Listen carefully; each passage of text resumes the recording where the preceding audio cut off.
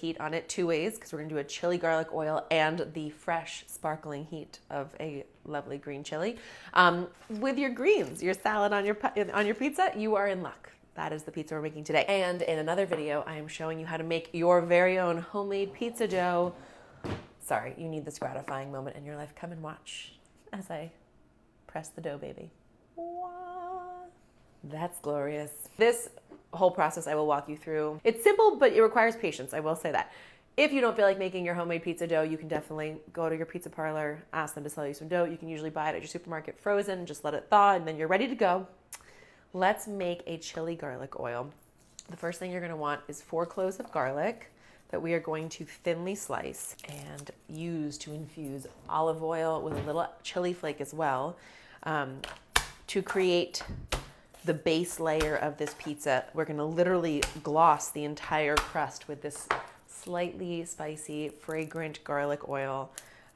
And you can leave the heat off if you're not into the spice. Thinly slicing up 4 to 5 cloves of garlic to make our garlic chili oil, which I might add even on its own over pasta with a little breadcrumb. You're in business. Let's add 1/2 cup of olive oil over a medium-low heat and add our garlic cloves in. And because I do like it spicy, I am going to add a nice, either a 1/2 teaspoon or a teaspoon of chili flake, and let this come up and start to sizzle. We'll cook the garlic like 2 minutes, maybe up to 3. You want to watch it.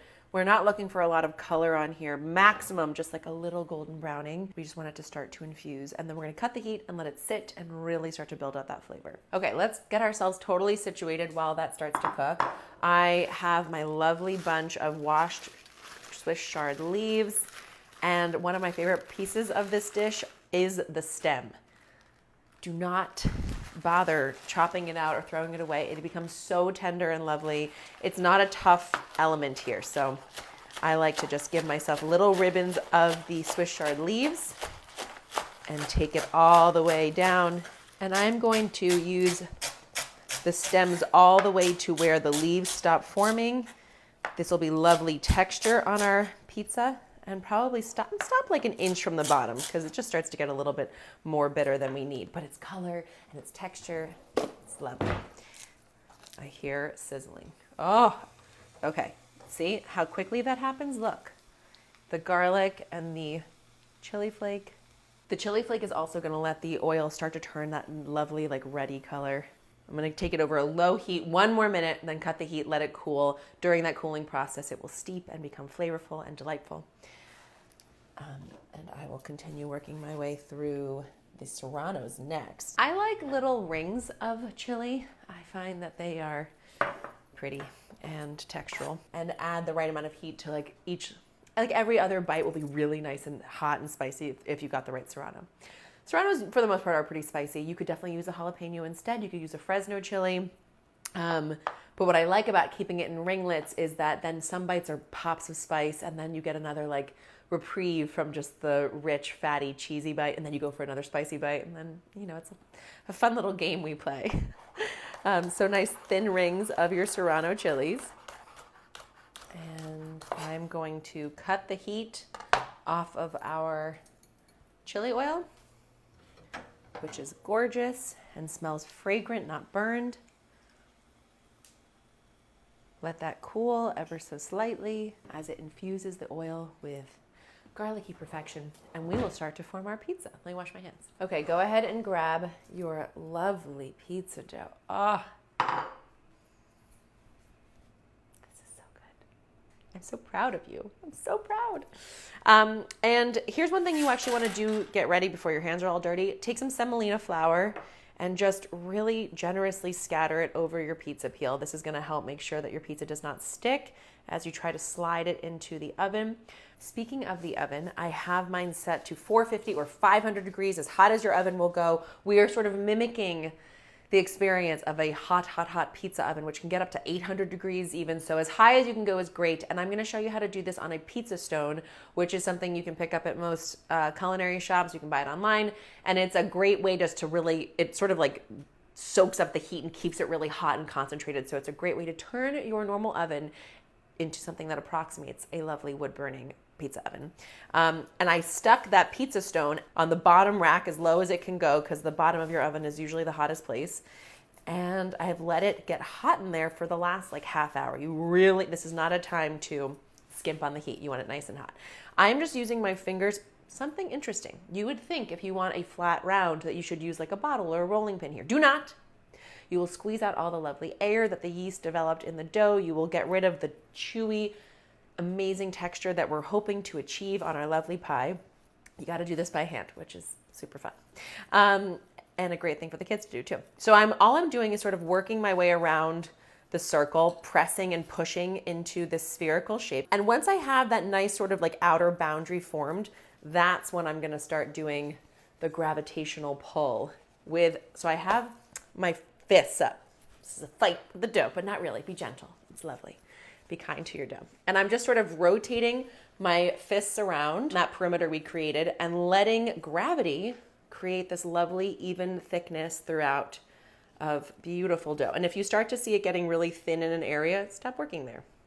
Keep moving around and let the rest of the dough stretch itself out and become lovely, thin crust, crispy bottom with that super chewy, beautiful exterior on that crust. My mouth is watering even just thinking about how fabulous this is going to be. And, this might take a few times to really nail and master, and that's all good. Okay, that's plenty thin for me. That looks good. Maybe a little bit more. Let's just do a little tiny bit more here at the edge. Okay, working fast. You don't want to have tears in your dough. All right, beautiful. Onto your well floured peel. And I assemble my pizza on the peel itself. That way I'm not struggling to lift an assembled pie onto the peel. Save yourself some time. Okay, the first step here is we want a little glossing of our beautiful chili garlic oil. So get yourself a pastry brush, or if you just want to do it with a spoon, you definitely can. Give it a little swirl in this now golden sort of rust-colored chili garlic oil and just paint it on. And this is gonna flavor every corner of this pie.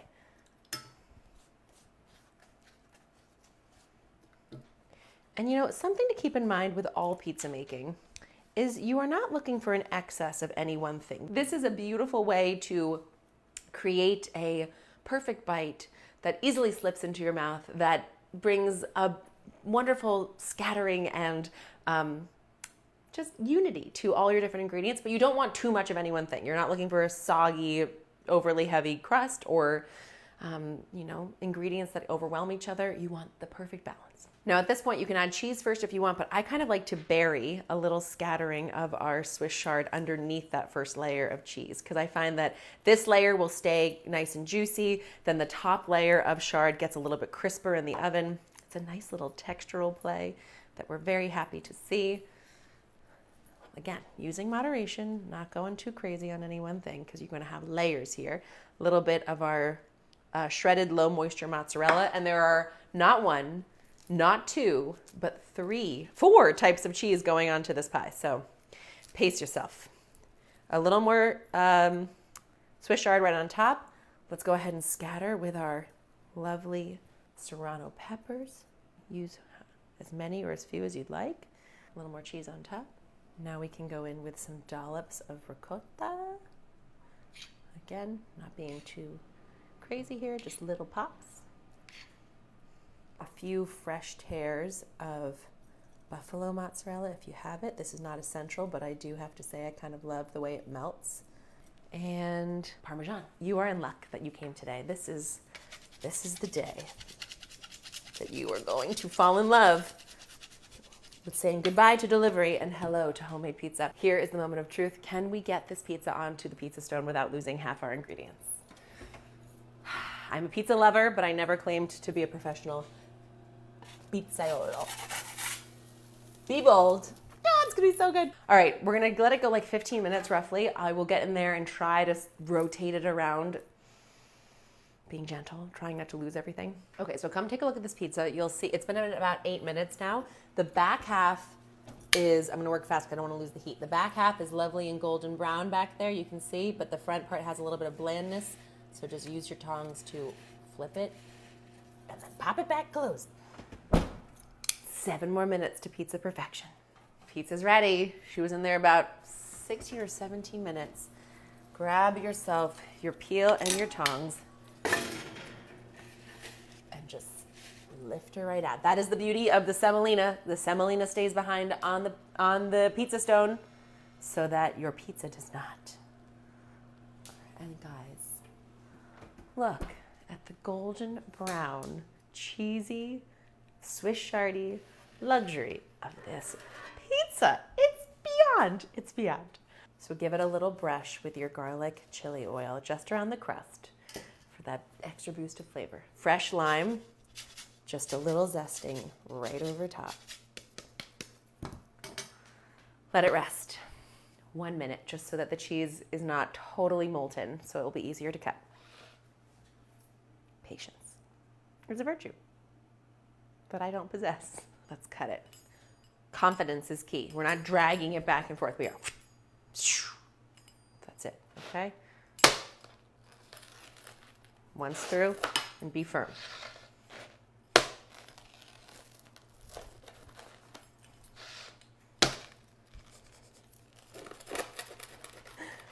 Just make sure you've gone all the way through your gorgeous, firm crust. Oh, yum. Guys,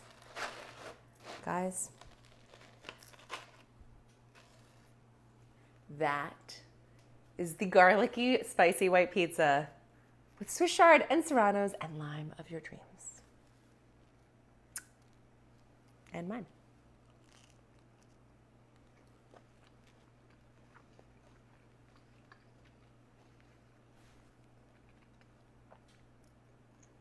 I literally have no words. Look at the crust while I think of my words, because we made this. Pillowy pockets of airiness and chewiness. Crisp delightfulness underneath.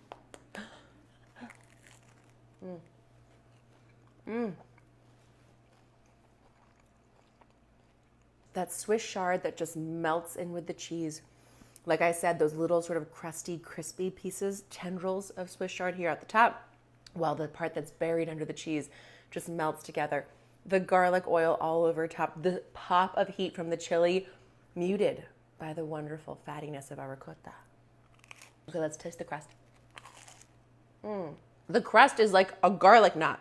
You have a garlic knot crust with a salad and a pizza all in one bite. Do you see the pockets of air bubbles back here all through this crust? That is pillowy, chewy pizza perfection, pizza deliciousness, pizza prowess.